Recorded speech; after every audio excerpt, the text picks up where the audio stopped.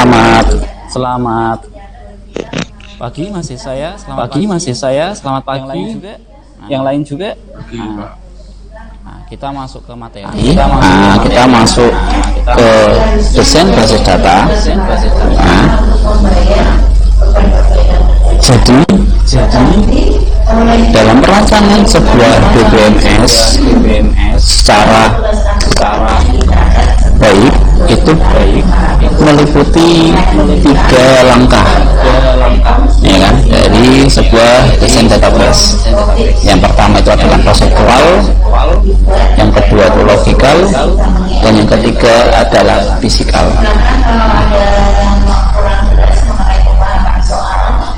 Kita breakdown, ya kan, apa sih konseptual model, ya kan.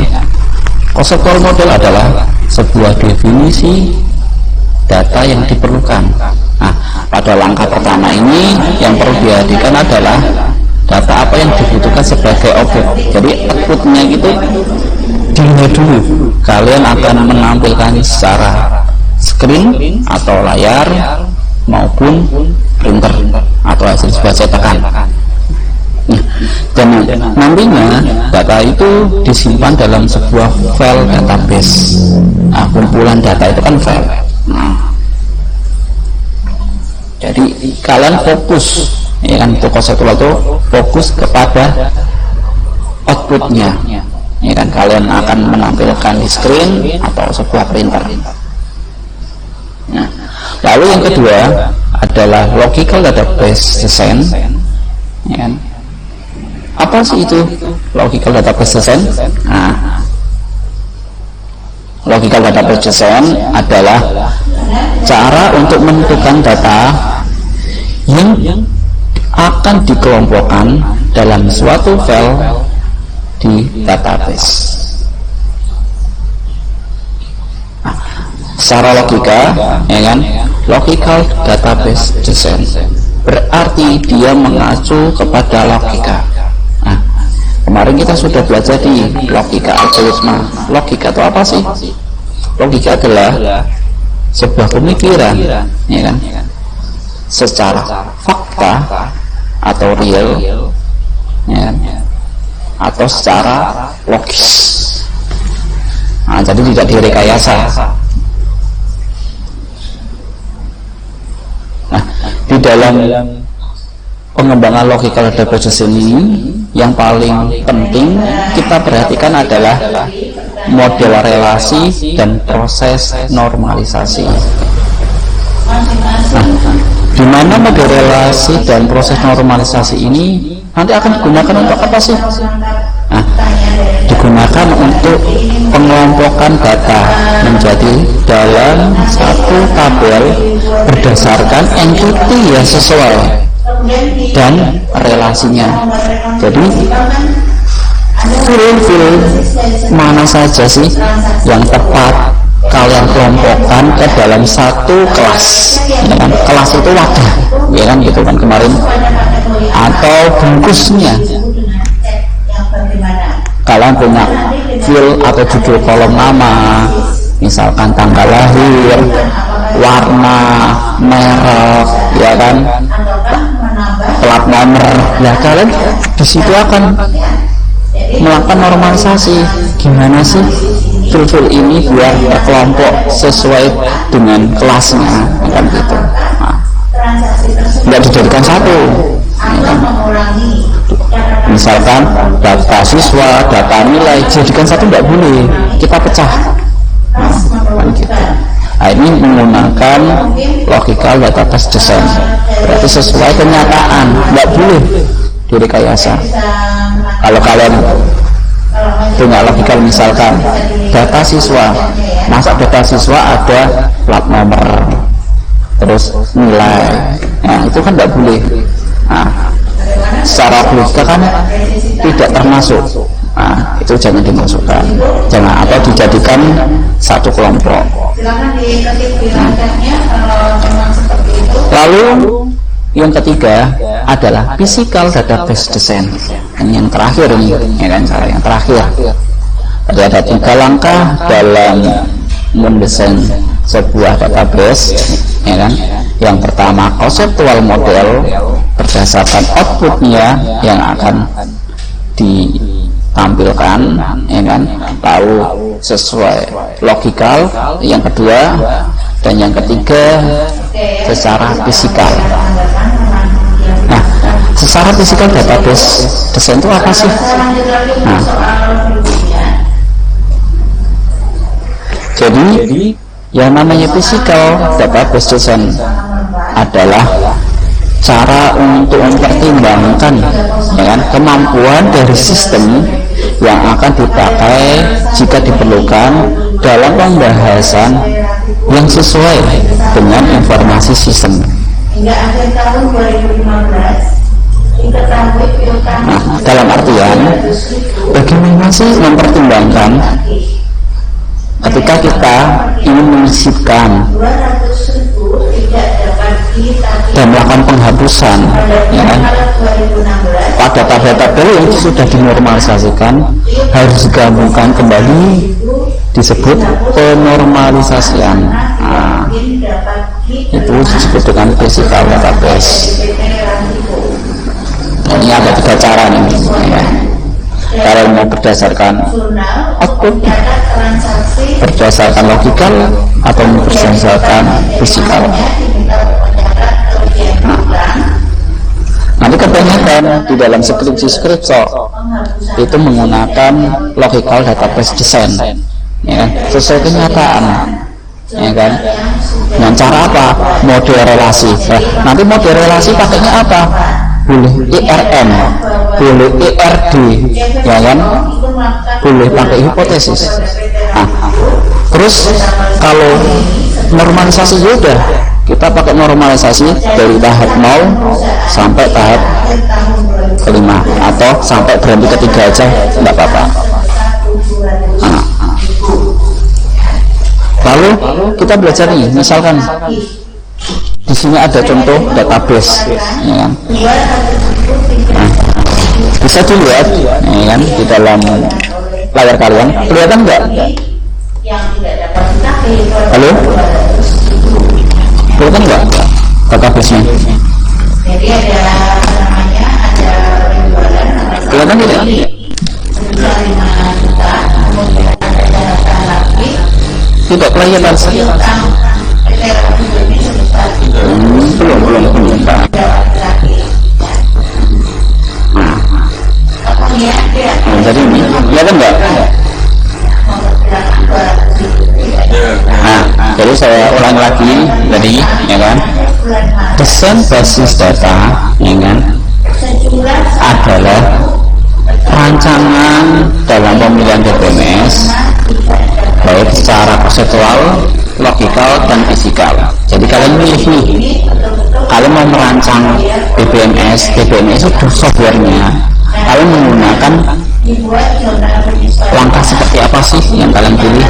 Mau pakai konseptual, logikal, dan fisikal? Kalian pilih, ya kan? Kalian pilih. Yang pertama bisa menggunakan langkah dalam mendesain database, ya kan. Konseptual adalah mendefinisikan data yang diperlukan dan kita mengacu kepada hasil outputnya. Saya ulangi lagi kan ini. Kalau logical database, dia menitik beratkan dalam pengembangan logika desain dengan model relasi dan proses normalisasi dalam pengelompokan data, sehingga data itu akan menjadi satu tabel berdasarkan entiti dan relasinya, ya kan? Nah, yang ketiga adalah physical database design. Nah, physical database design apa sih? Ya kan?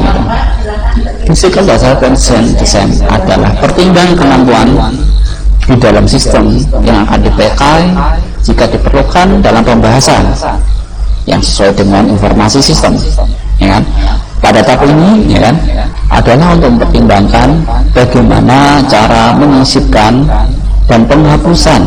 Jika tidak terjadi, maka tabel-tabel yang telah dinormalisasikan harus digabungkan kembali, yang disebut penormalisasi. Berarti kalau nggak ada penghapusan, ya kan, penyisipan, berarti tabel itu harus diganti lagi.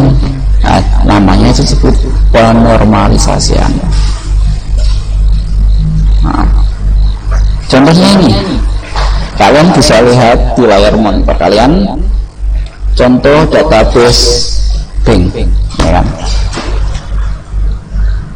Di dalam contoh database bank kalian bisa lihat, ya kan, beberapa tabel, ya kan, di situ ada 4 tabel dengan beberapa kelas.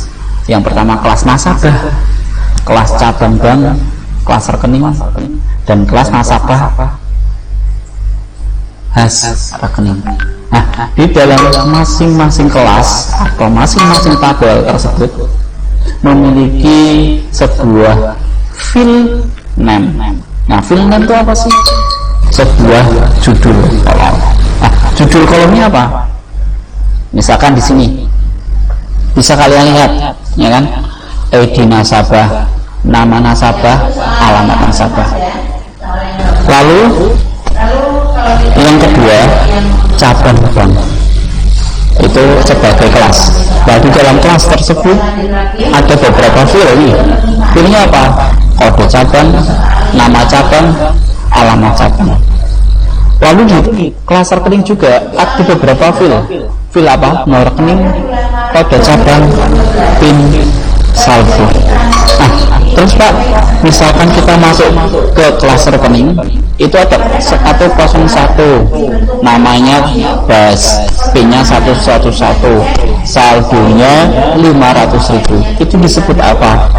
Itu disebut dengan rekod. Rekod adalah isian data dari kelas atau sebuah tabel. Nah, database bank ini disebut dengan apa? Objek. Nah, kita berdasarkan objek. Objeknya apa? Bank. Nah, di dalam bank, ya kan, nanti kan dibagi kelas-kelasnya. Nggak boleh kita objek satu langsung kita jadikan satu, nggak boleh. Di dalam objek nanti dibagi kelas atau dibagi tabel. Nah, objek yang satu itu namanya bank. Kita fokuskan lagi ke kelasnya. Oh, nasabah. Nanti dipecah lagi di nasabah itu ada atribut atau penjelasan dari kelas. Nah, itu disebut dengan file name atau judul kolom. Contohnya kayak di kelas nasabah ada ID nasabah, nama nasabah, alamat nasabah.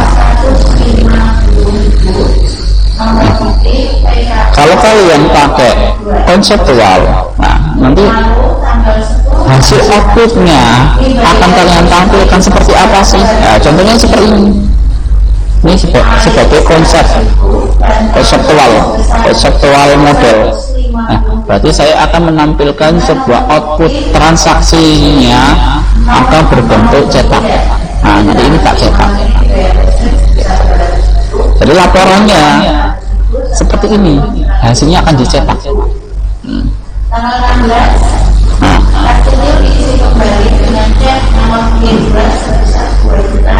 di dalam sebuah konsep bahasa menurut Cho atau basis data adalah sebagai kumpulan informasi yang bermanfaat di mana data tersebut diorganisasikan ke dalam tata cara yang khusus, ya kan? Jadi sekumpulan sebuah informasi yang bermanfaat nih, yang diorganisasikan ke dalam tata cara yang khusus, itu disebut dengan basis data. Itu menurut Cho. Dimulai dari basis data, kita bagi dari dua subkata, basis dan data. Apa sih itu basis? Basis adalah sebuah kumpulan, ya kan? Basis adalah kumpulan atau pangkalan istilahnya. Tapi intinya kan gitu. Intinya untuk kita berkumpul.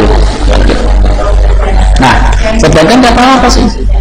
Data merupakan sebuah fakta atau sebuah values atau nilai yang tercatat yang nantinya digunakan untuk menotasikan deskripsi dari suatu objek, ya kan? Objeknya nanti, objeknya tadi saya jelaskan, ya kan, di sini database bank atau bank, ya kan?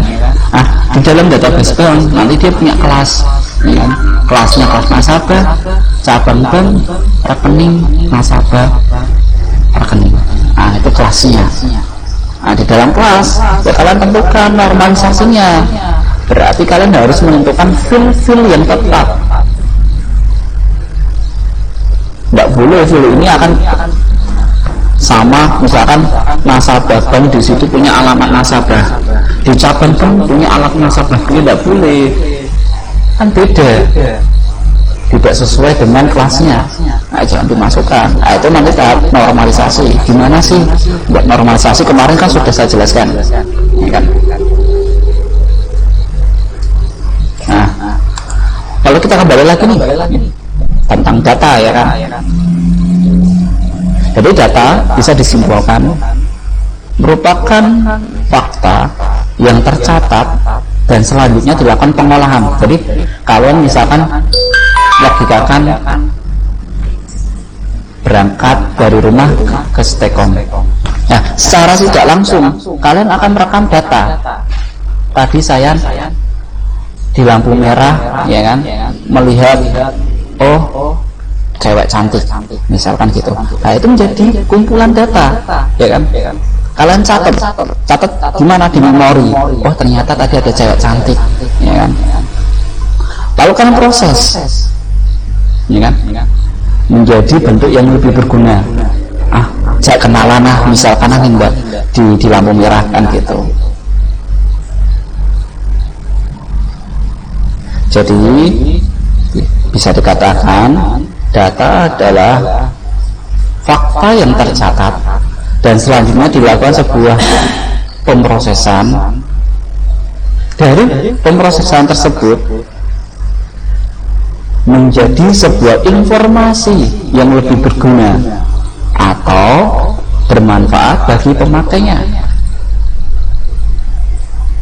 Yang digunakan untuk apa?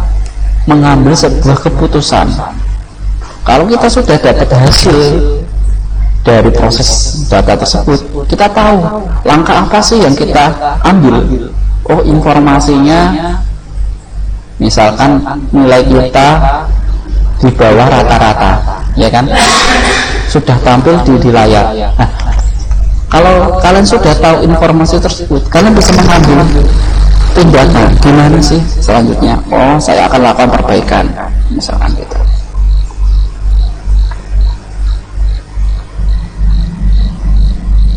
Dan nantinya dari hasil misalkan ada siakat, ya kan, kayak rasanya saya cetak,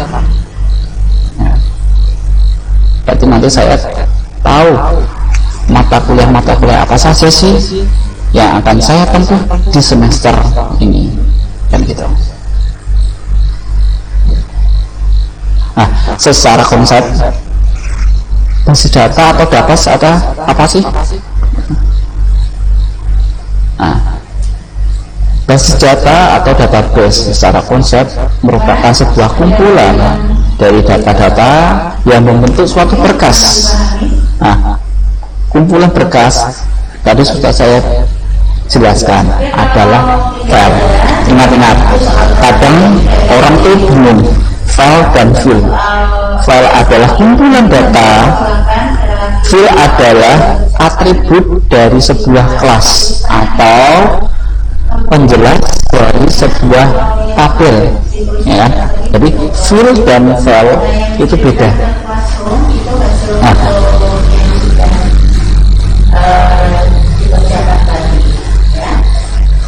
Jadi saya ulang lagi, dari secara konsep basis data atau database adalah kumpulan dari data yang membentuk suatu berkas yang saling berhubungan atau berrelasi dengan tata cara yang tertentu untuk membentuk data baru.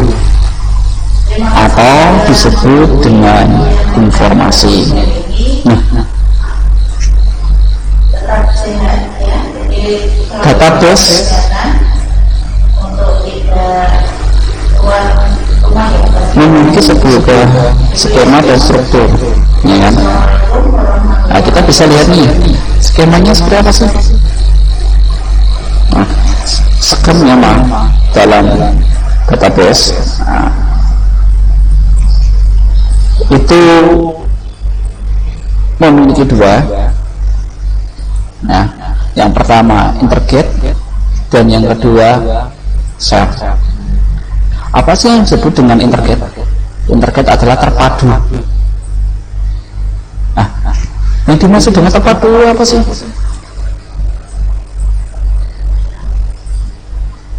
Terpadu adalah di mana berkas-berkas data yang ada pada base data saling keterkaitan, atau bisa dikatakan terjadi dependensi data.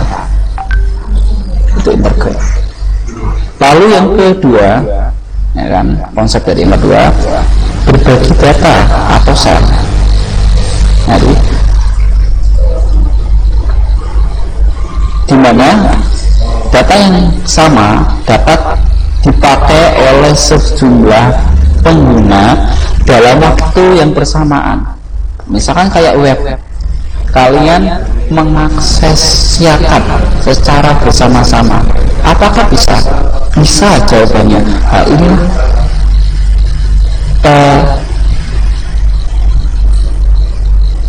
berapa? Bukan terpadu, tapi berbagi data atau share. Nah, share ini sering dinamakan sebagai sistem multi user. Bisa dikatakan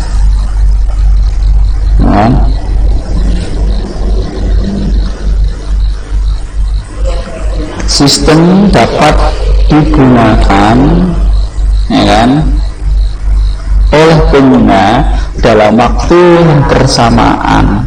Nah, bisa dilihat tuh, ya kan, konsepnya.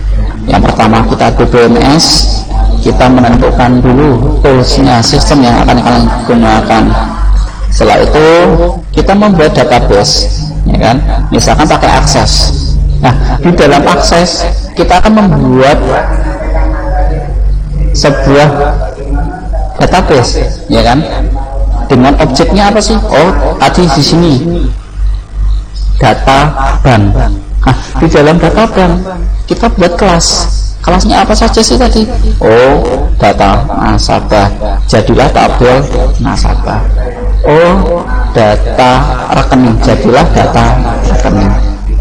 Dan lain sebagainya. Nah, di masing-masing kelas tersebut terdapat field dan record. Nah, sampai sini paham dulu?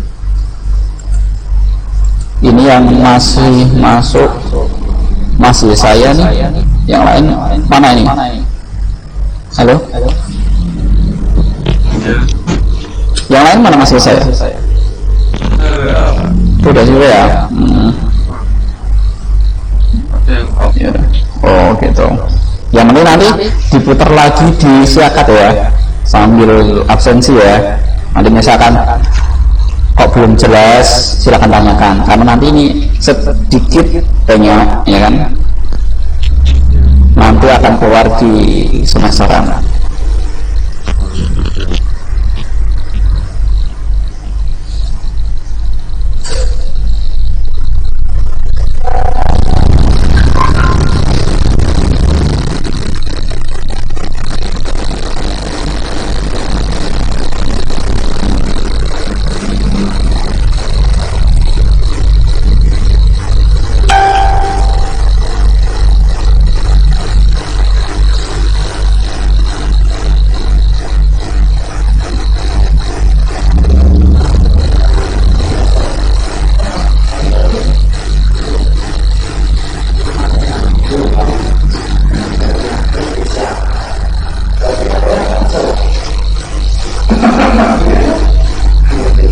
Silakan Anda tanyakan ya.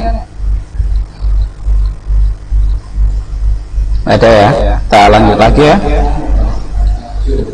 Nah, ini saya lanjut lagi. Nah, sehingga nantinya misalkan kita punya data bank tadi akan berubah menjadi seperti ini. Ini kan database bank. Nah, di dalam database bank itu ada tabel-tabel. Nah, contohnya seperti ini, ya kan, yang ada di layar Anda dilihat. Nah, ini fil adalah judul dari kolom, ini judul kolom, nama adalah judul kolom atau fil, alamat, tanggal lahir, jenis kelamin. Nah, di situ ada rekod. Nah, rekod itu adalah isian data. Nah, biasanya rekod itu berbentuk baris. Nah, mendatar. Nah, mendatar. Kelihatan ya? Paham toh? Oh, kelihatan. Oke. Sekarang, nah, kita masuk nih. Nah, apa sih sistem base data? Yang kita simpulkan lagi, sistem base data adalah merupakan perpaduan antara basis data dan sistem manajemen basis data. Itu sistem basis data. Kalau basis datanya tadi kan, berarti kumpulan data, ya kan, yang terintegrasi. Nah, tapi kalau sistem basis data merupakan perpaduan antara basis data dan sistem manajemen basis data. Jadi beda lah ya, basis data dengan sistem basis data, ya kan?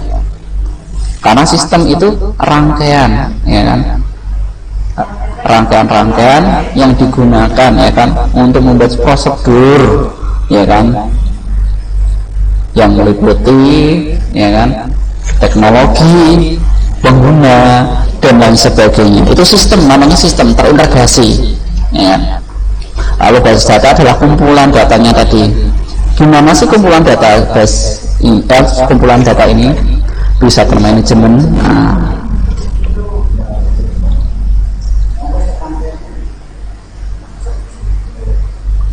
caranya dengan apa? SMBD, sistem manajemen basis data. Nah, contohnya bisa dilihat nih. Jadi ada pengguna, ada DBMS, ya, database management system, lalu ada aplikasi, ada perangkat lunak, ada data yang diinput, dan ada perangkat keras. Karena tidak ada perangkat keras, nggak bisa melakukan pemrosesan, ya kan? Nggak ada aplikasi, kita nggak bisa mengedit sebagai editor programming. Terus nggak ada perangkat lunak, mau menampilkan apa? Nggak ada pengguna. Terus kita yang menjalankan siapa? Yang tetap betul pengguna. Makanya di situ bisa di breakdown dong. Hardware itu meliputi apa sih? Hardware ini sebagai pendukung operasi pengolah data. Seperti apa contohnya? CPU, memori, terminal, dan sebagainya. Lalu yang kedua, software, sistem operasi, ya kan? Meliputi apa saja yang kalian gunakan sehari-hari mungkin. Windows 10, Windows 7, Windows 8, atau yang open source, atau yang gratisan, ya kan, istilah gitu, pakai Linux atau Unix. Nah, software pengolah basis data itu disebut dengan DBMS. Kalian bisa pakai apa? Nah, jadi DBMS itu database management system. Bagaimana kalian mau manajemen sistem? Kalian menggunakan tools atau software. Kalian bisa milih pakai Access, SQL, atau Oracle. Di sini yang kita praktekkan minggu-minggu sebelumnya, kita menggunakan Access. Lalu aplikasi program itu apa sih, Pak? Aplikasi program ini digunakan untuk membangun sebuah tampilan. Misalkan Visual Basic, Delphi, Foxpro, Dreamweaver, dan lain sebagainya. Lalu ya kan? Basis data itu sendiri atau DBMS itu apa sih? Maaf kok, DBMS, basis data itu sendiri keseluruhan ini, kerangkaian ini. Semua data yang diperlukan dan dipelihara serta dikelola oleh sistem. Lalu pengguna adalah user atau pelakunya. Pelakunya nanti siapa sih yang akan diberikan untuk hak akses pada basis data? Kalian harus tentukan juga.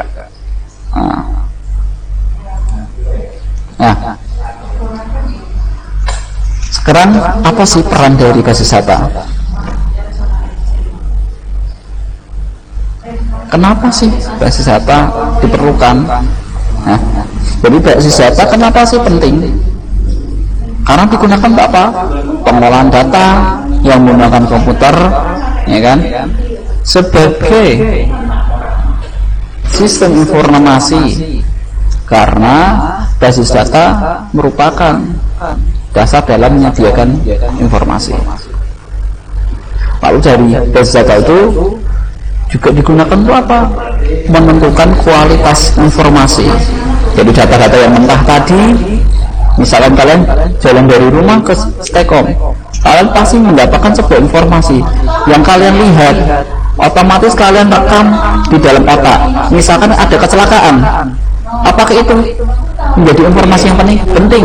Kalian bisa informasikan kepada teman, kerabat Anda, misalkan tadi di Jalan Majapahit ada kecelakaan, hindari ya di Jalan Majapahit biar tidak terkena macet. Itulah informasi yang lebih bermanfaat. Jadi kalian melihat data fakta, lalu kalian proses di otak kalian, terus kalian menyampaikan informasi itu kepada teman-teman Anda, kerabat Anda, saudara Anda. Itu lebih berfungsi nggak? Dan lebih berguna? Iya, lebih berguna. Sehingga nanti yang kalian berikan informasi, dia bisa mengambil keputusan. Oh tadi misalkan masih saya bilang di dalam Majapahit, Jalan Majapahit itu ada kecelakaan, ya kan? Berarti saya tidak boleh lewat di Majapahit. Kalau saya lewat di Jalan Majapahit, ada resikonya. Resikonya apa? Macet, karena masih ada kecelakaan. Gitu. Itulah gunanya basis data. Jadi dia digunakan untuk menentukan sebuah kualitas informasi. Kualitasnya informasi seperti apa sih? Jadi informasi yang cepat, akurat, dan relevan, sehingga informasi yang disajikan tidak basi.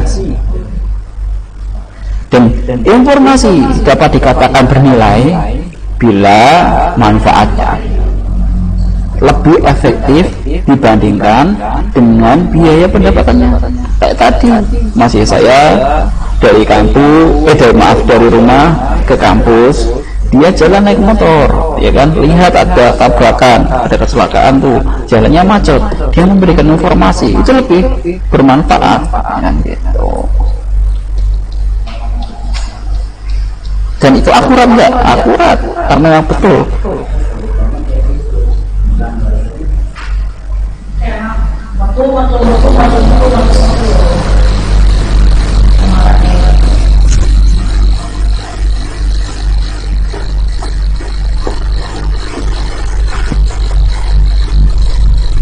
Terus basis data atau database digunakan untuk mengatasi sebuah masalah-masalah pada penyusunan data.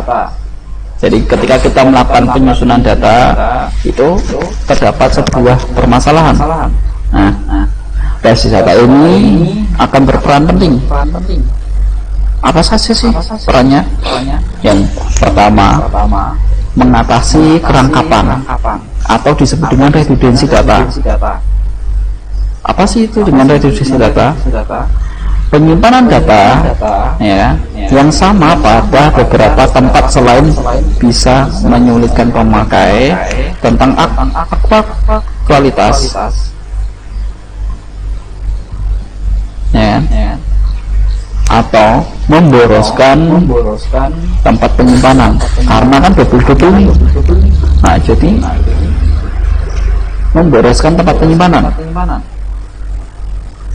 sehingga basis data akan mendeteksi dan menghindari jika terjadi kerangkapan data. Nah, itu disebut redundansi. Jadi kayak kasih penyelidikan, ketika kalian penyelidikan, kalian ketik rekodnya yang sama, apakah bisa disimpan? Pasti tidak bisa disimpan. Seperti itu.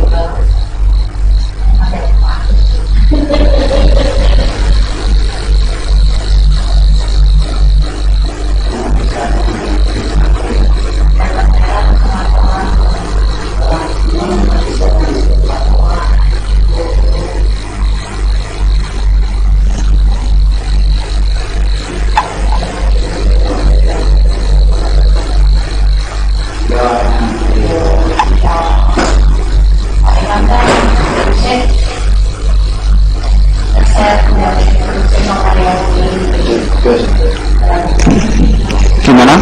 Ada yang tanyakan?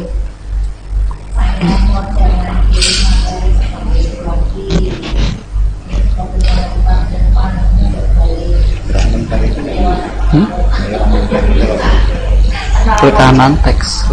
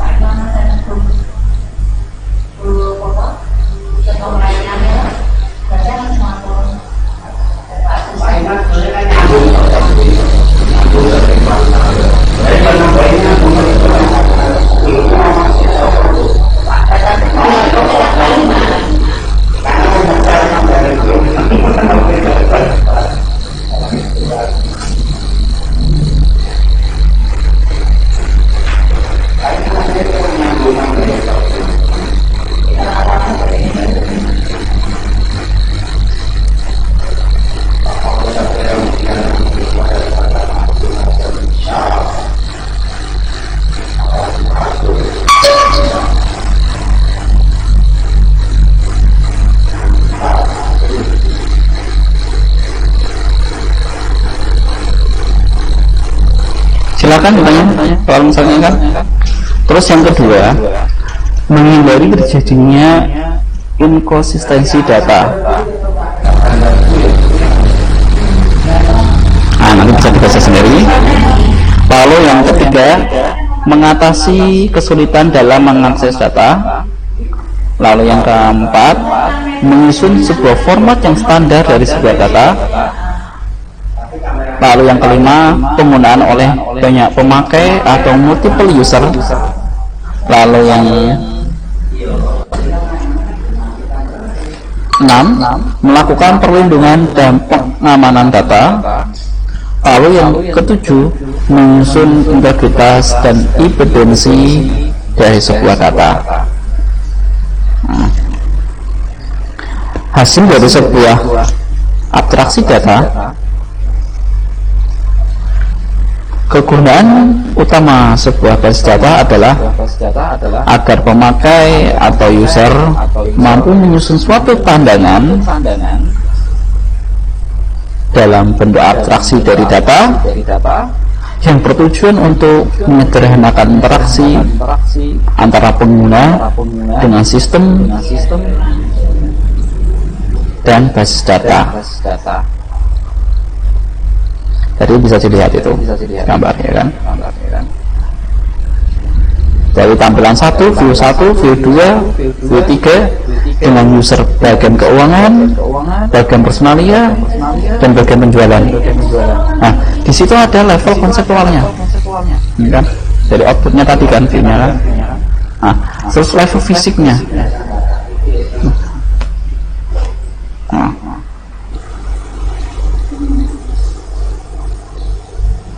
Nah, sampai sini ada tanyakan belum? Nih.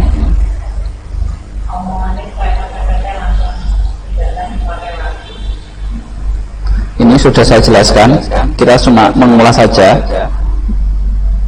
Ya. Untuk materi-materinya sudah saya share belum kemarin? Halo, masih saya? Sudah semua ya? Sudah, tak kasihkan no. Tapi yang ini belum ya. Oh, ini yang ini belum. Nanti tak kasih, ya kan? Nanti dipelajari, ya, dipelajari. Ya, nanti dipelajari.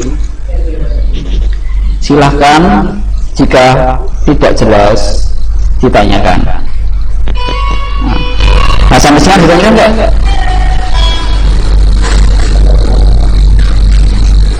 Bagaimana? Ada tanya enggak? Kalau nggak ada tak akhiri. Itu tesnya gimana Pak? Online juga? Kalau untuk tesnya kita nanti pakai streaming. Jadi hari ini kan YouTube saya masih diverifikasi. Mungkin hari ini sudah selesai, ya kan? Kalau sudah selesai, minggu depan kan minggu tenang, ya kan? Dua minggu lagi kita kan ujian. Nah, kita nanti bisa pakai live streaming, jadi kita pakai tampilan di YouTube. Jadi nanti soalnya saya tampilkan di YouTube, ya toh. Kalian absensinya tinggal komen live chat yang ada di YouTube. Paham? Ngerjainnya nanti kalian tulis di kertas, kalian foto, kirimkan ke WA saya. Ya kan? Jadi nanti soal saya tampilkan di layar, terus saya share ke YouTube. Itu live. Jadi misalkan jam 10 ya jam 10. Nanti kalau lebih dari jam 12 live itu akan mati, ya kan? Berarti soalnya sudah berhenti. Ya paham loh? Karena kan live. Tadi ini saya mau pakai live karena YouTube saya masih nunggu verifikasi 24 jam. Jadi ya kita pakai GC plus OBS. Ini udah saya pakai GC sama OBS. Ya. Berarti kuliahnya lebih live streaming ya Pak? Apanya? Kuliahnya. Betul sekali. Live streaming selesai jam 12 selesai, yaudah kalian kirimkan ke WA saya. Gitu. Jadi kita mulai jam 10, ya kan, sampai jam 12. Nah, nanti kalau sudah selesai langsung kirim ke WA saya. Nah, untuk praktek pun sama, nanti tak kasih tampilan, kalian buat projectnya. Nah, kalau untuk praktek nanti kalian ekstrak hasil dari project kalian berbentuk WinRAR, dari tadi dijadikan WinRAR. Setelah itu jadi WinRAR atau zip kalian kirimkan ke WA saya. Sampai sini ada tanya kan? Tidak ada? Kalau cukup, kalau nggak ada tak akhiri. Nanti habis ini videonya tak masukkan ke Siakat. Silakan absensi di Siakat ya. Terus materinya tak kirim ke Mas Yo saya langsung. Silakan nanti tolong teman-temannya di share ya. Terus diminta untuk absen ke Siakat ya. Ya, terima kasih. Wassalamualaikum warahmatullahi wabarakatuh. Siang.